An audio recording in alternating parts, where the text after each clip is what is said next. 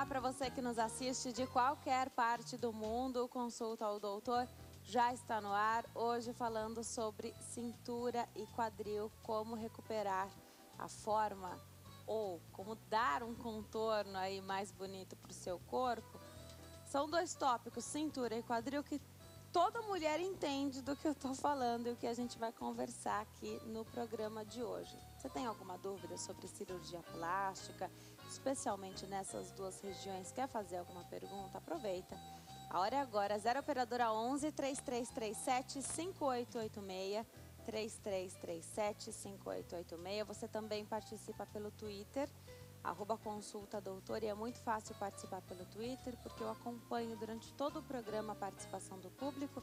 Eu fico conectada aqui no nosso tablet fazendo as suas perguntas, elas são, claro, respondidas ao vivo aqui durante o programa.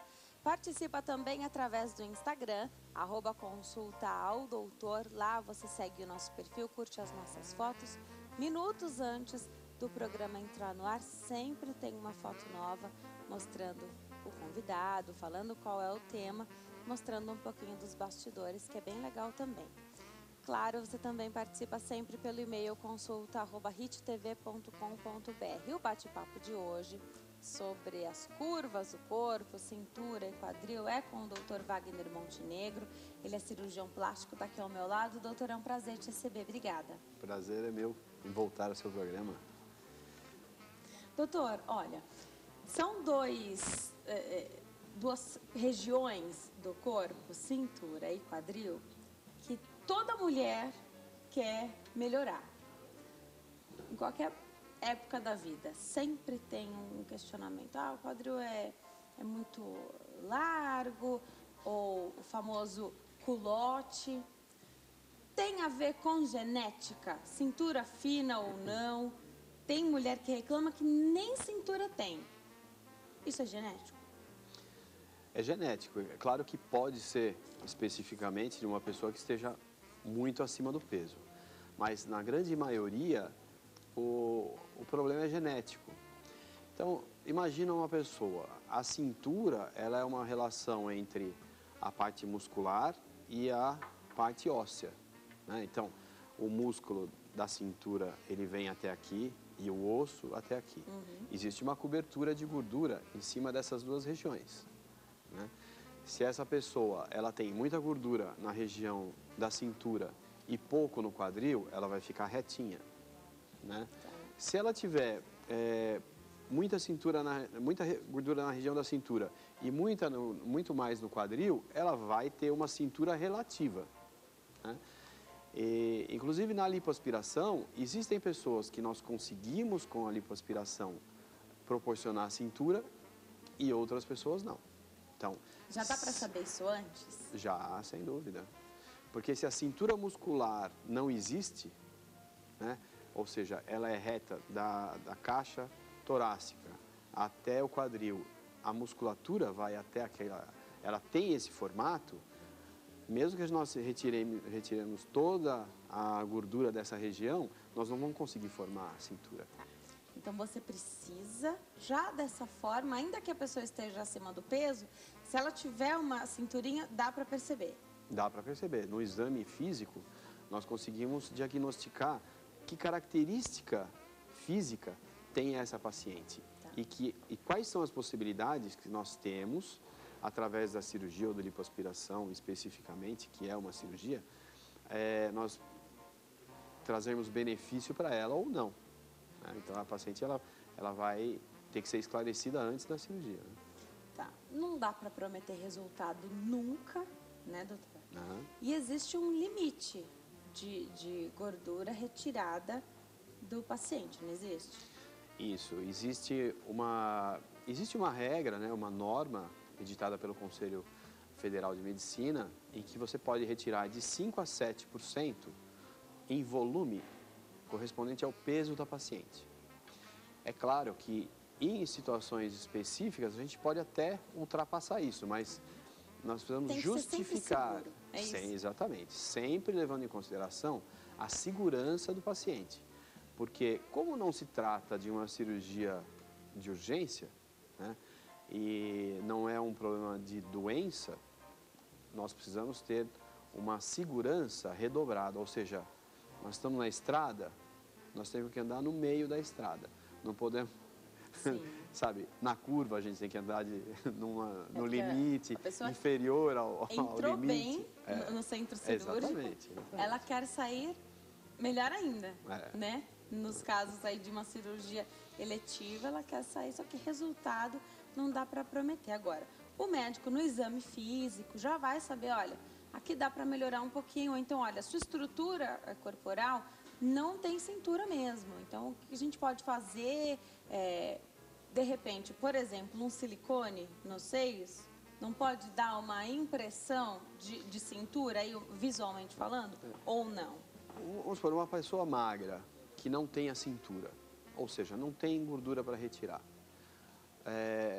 A possibilidade que tem de nós disfarçarmos isso é aumentar o quadril um pouco, com volume. É difícil quem queira aumentar o quadril, não é não? Não, uma pessoa magra, sem cintura, ela... Bem magra, né? Bem magra. Existem recursos hoje, né? Nós vamos usar uma prótese de silicone no glúteo. Exatamente, eu também já ouvi falar, não nesse caso que a pessoa é magra e não tem gordura para retirar, mas no caso de alguém que queira um volume maior, você tira a gordura de onde está sobrando e coloca onde está faltando. Exatamente. Isso pode acontecer? Pode acontecer. Isso um exemplo, uma paciente que tenha gordura na região abdominal e tenha pouco quadril. Nós fazemos uma lipoaspiração dando todo o contorno para o abdômen. Essa célula gordurosa, ela vai ser tratada e nós vamos pegar as células gordurosas e vamos enxertar no quadril. Então, ela vai passar a ter cintura. Agora, essa célula de gordura, que a pessoa não tinha nessa determinada região, que vai ser colocado de uma outra parte para onde faltava, aí ela vai receber essa célula de gordura e ela, que era magra, se não se cuidar, essas células de gordura vão fazer com que ela fique gorda. Não, ela não vai... uma pessoa magra nunca vai ser gorda, né? Nessa época de cirurgia, que está fazendo cirurgia, né? Criança, sim. Mas a pessoa relaxou depois. Eu entendi sua pergunta. Então, o que acontece? Você tem razão, porque a célula que nós transferimos, ela vai permanecer nesse novo local viva. Então, a capacidade de armazenar gordura nesse local vai estar aumentada. Então, se ela engordar um pouquinho, o quadril dela vai aumentar também, né? Por isso que as mulheres ou os homens, né, têm gordura localizada. Por que que uma pessoa tem... na minha família todo mundo tem culote, né? Por que razão? Porque geneticamente essa família tem uma característica de ter na região do culote uma quantidade maior de células gordurosas. Então, quando ela é criança, que ela é magrinha, né, se você tem 100 células magras e 10 células magras, é praticamente o mesmo volume, que nem saquinho de leite, né?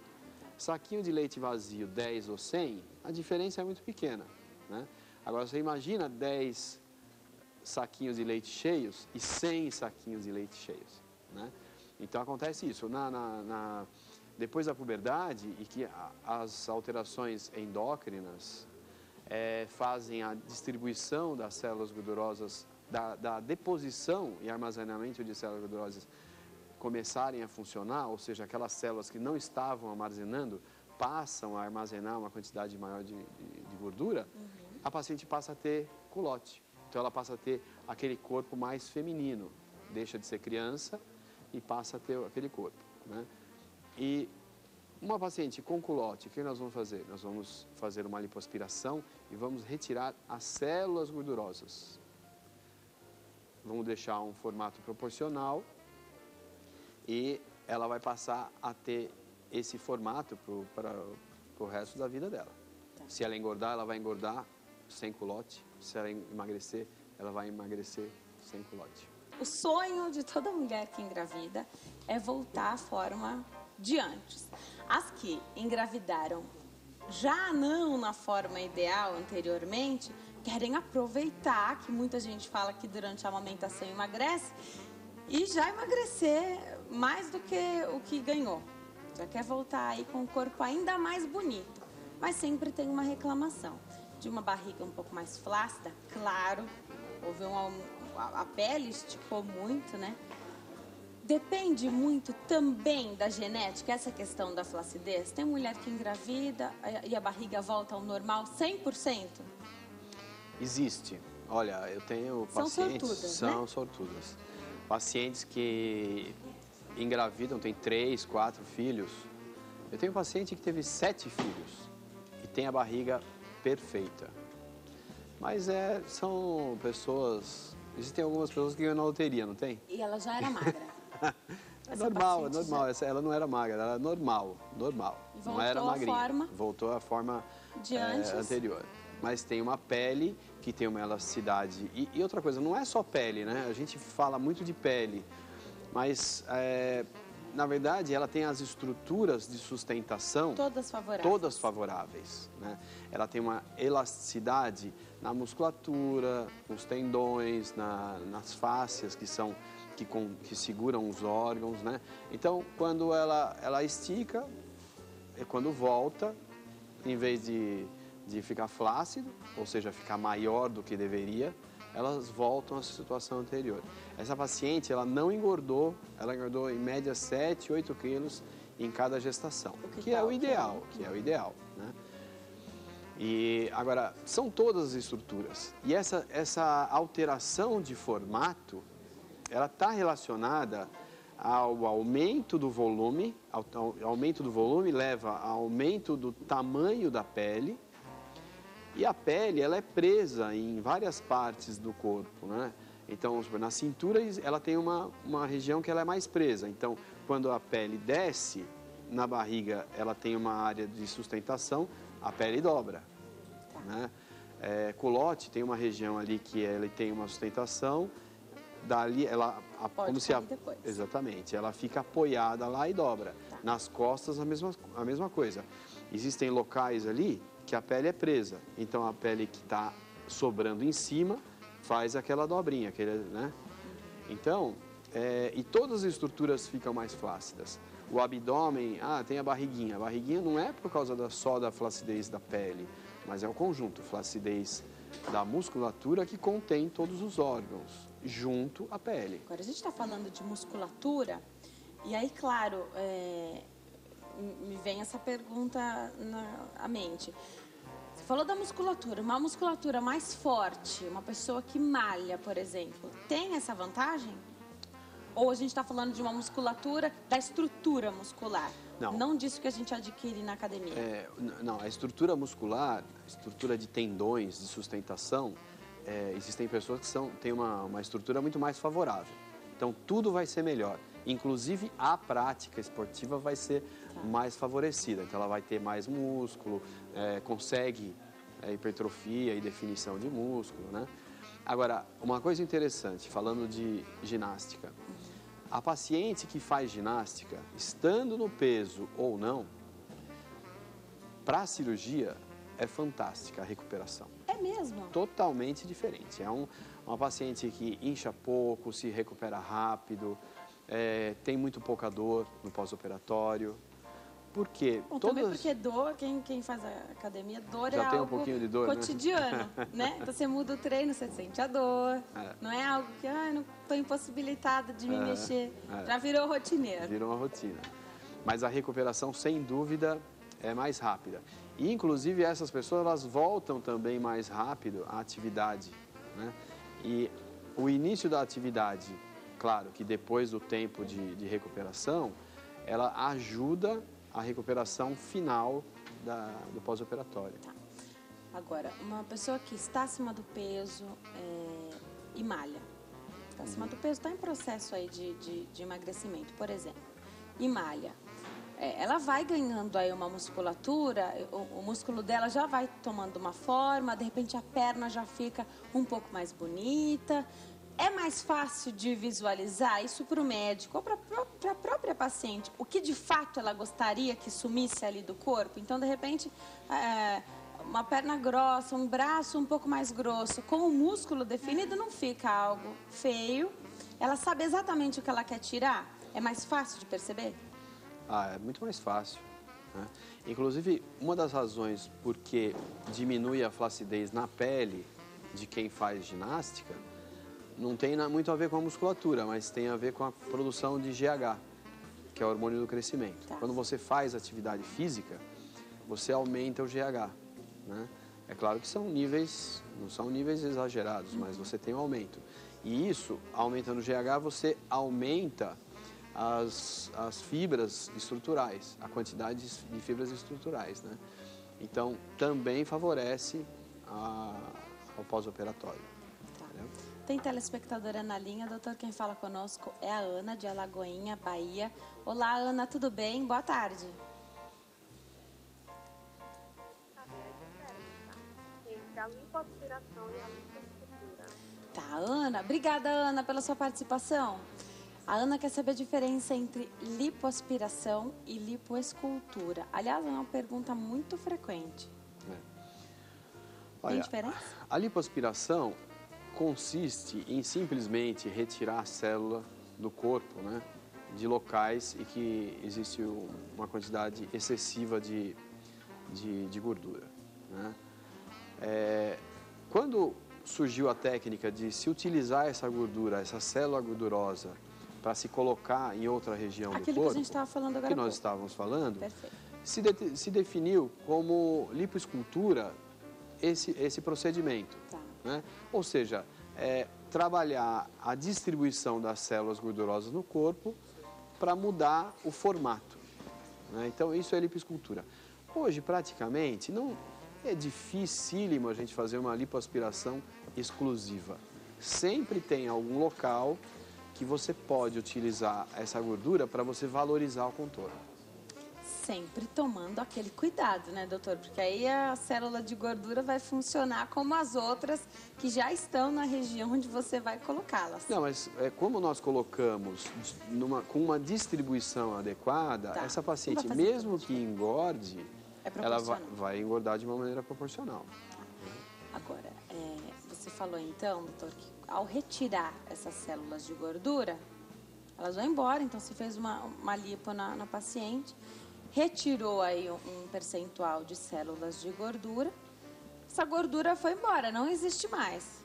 A paciente vai engordar de novo. Ela não vai recuperar a gordura do local onde foi retirado.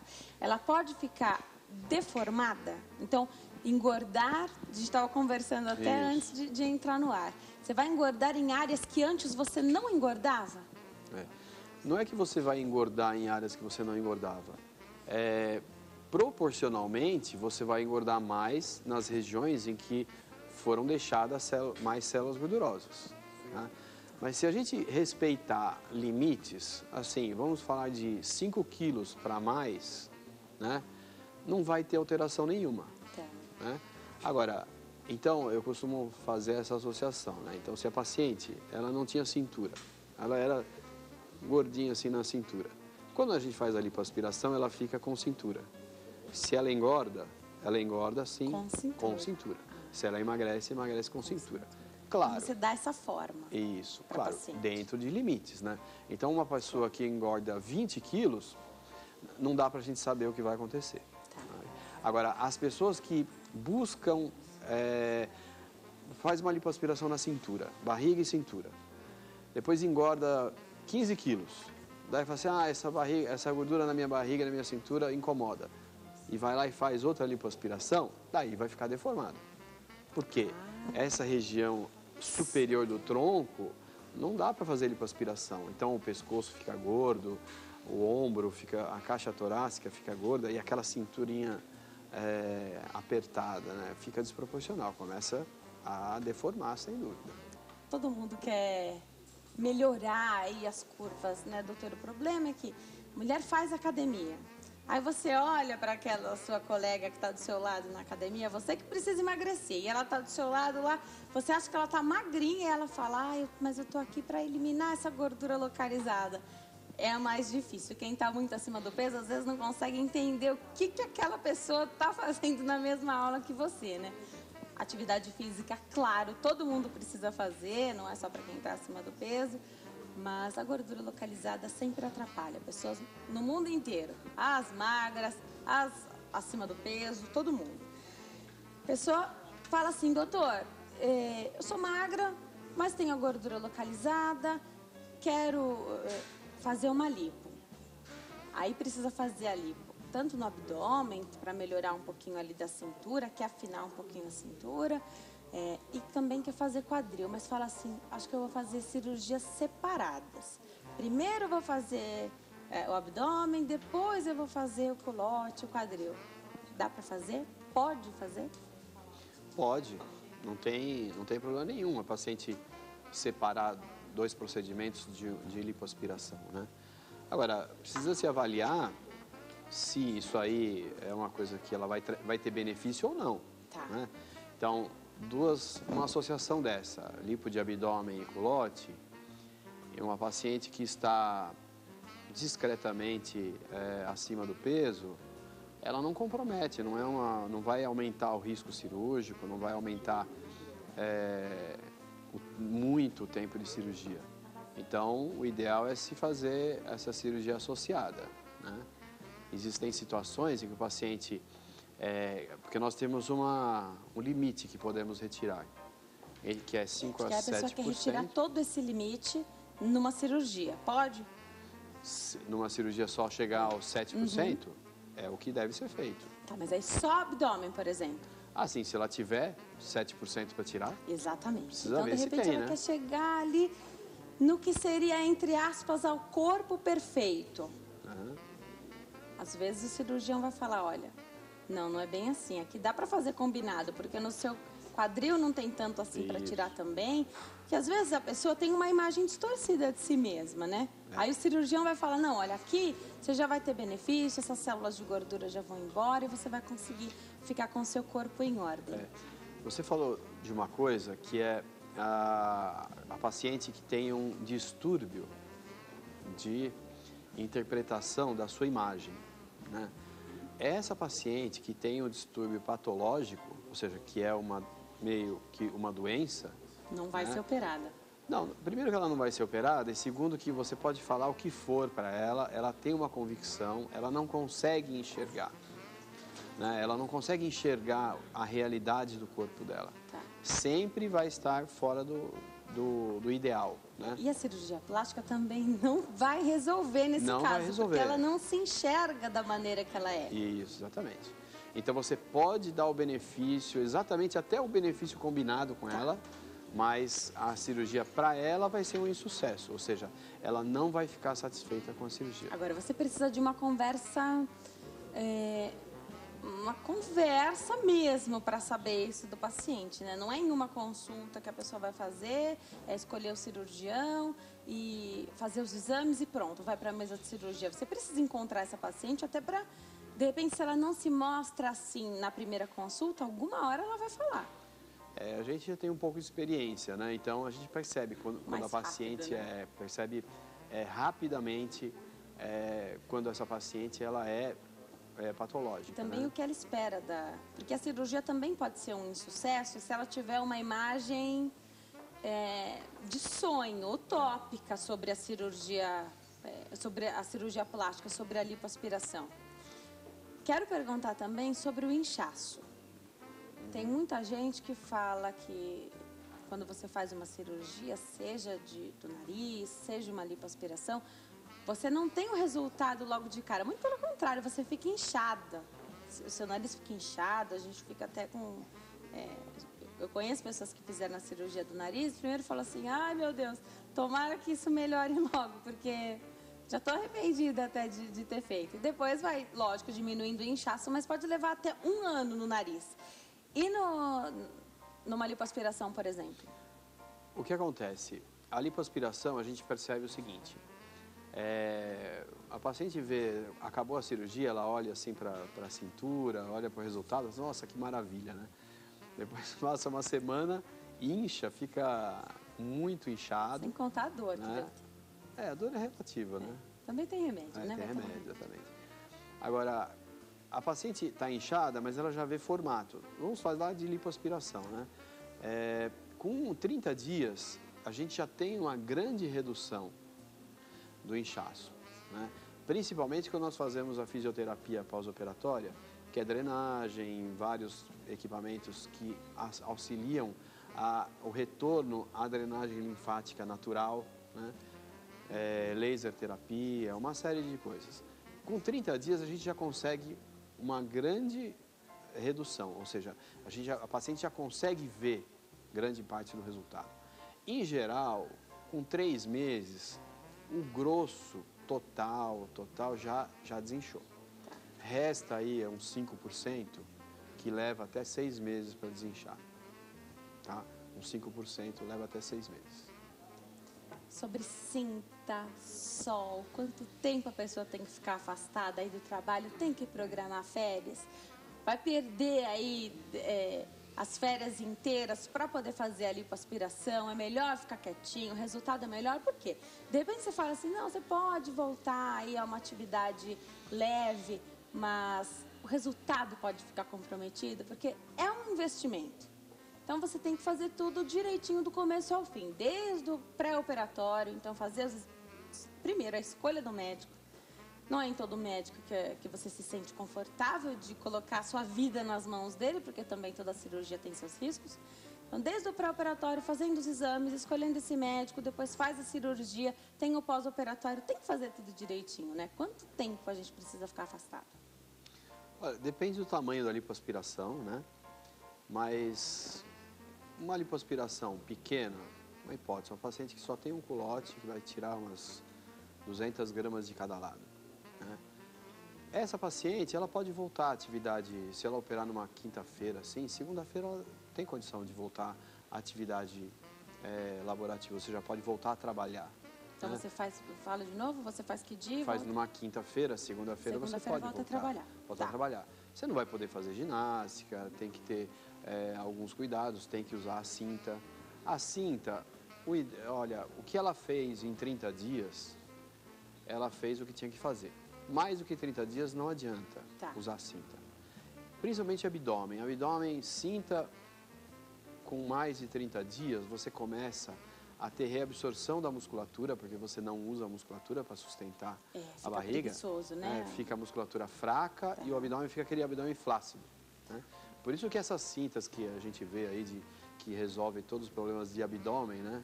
Elas têm um efeito momentâneo, mas positivo, mas a longo prazo, elas têm um efeito extremamente negativo. Mas é para quem usa sempre, sempre, né? Sempre. Tá.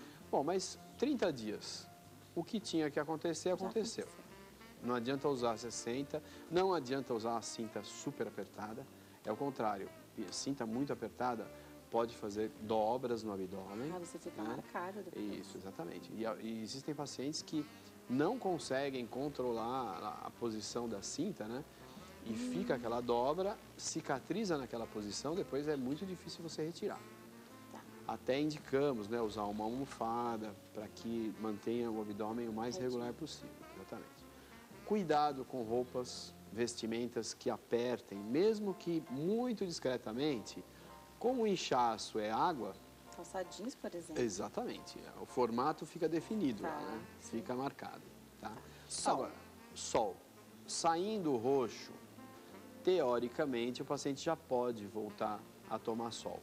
Porque se ela toma sol, esse pigmento ele fica preso ali na pele e ele demora muito para sair. Isso vale para quase qualquer roxo que a gente tenha. Tá? Agora, se uma paciente depois de 30 dias não está roxa, mas ela vai na praia ou em locais quentes, ela vai inchar mais do que o normal. Porque vai ter vasodilatação. Né? É melhor evitar. Exposição solar depois de 60 dias. Doutor, infelizmente nosso tempo está acabando. Queria agradecer muito a sua presença, está sempre convidada a voltar. Vou aproveitar e deixar o site aqui do doutor, www.plasticamontenegro.com.br, plasticamontenegro.com.br. Doutor, hoje tirou as nossas dúvidas aqui sobre cintura e quadril, como é que mantém as curvas. Obrigada, viu, doutor? Está convidado já para retornar para cá. Foi um prazer, parabéns pelo seu programa. Obrigada. E vai ser um prazer eu voltar.